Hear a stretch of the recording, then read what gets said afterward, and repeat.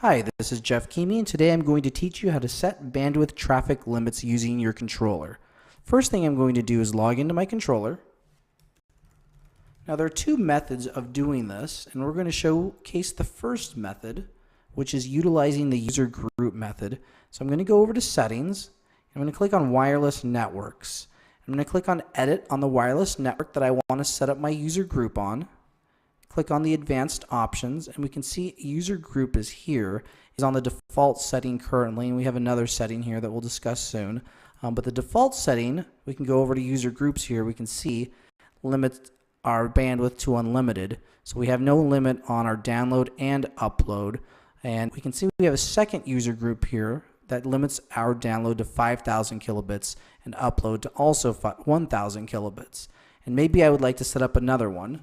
So maybe we'll call this speed limit 7x1, and we'll set this to 7,000 kilobits by 1,000 kilobits and save that.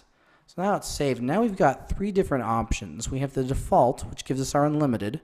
We have our speed limit of 5x1, which gives us the 5,000 by 1,000 kilobits. And we have the speed limit 7x1, which gives us the 7,000 by 1,000 kilobits. Now 1,000 kilobits is approximately 1 megabit, so this is the same as saying a 7 megabit by 1 megabit connection. So essentially we're limiting our download to 7 megabits and our upload to 1 megabit. And in order to apply that, we need to go over to the wireless networks, and we can see we have our different options here. I'm going to select the speed limit of 5x1, and I'm going to hit save. So now on this particular network, when a guest connects, they will only be able to utilize 5 megabits by 1 megabit download. So that's the first method for this to work. There is another method, and that's going to be utilized with our voucher system. So what I got to do is go over to our guest control, and we have to be utilizing our voucher system for this to work. But bandwidth throttling can be set up on a per voucher level also.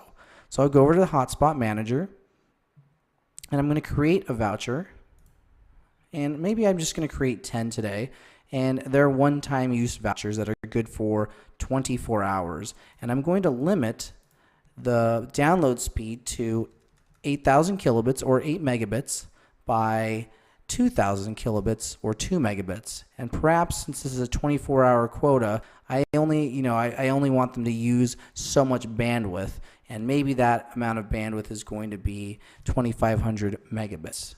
So we might call this, under notes, our 8x1 2,500 quota vouchers. So now I can create those vouchers, and now I have 8x1 megabit vouchers that are going to be good for approximately 2.5 gigabits. And that's how you set up bandwidth limitations utilizing the voucher system.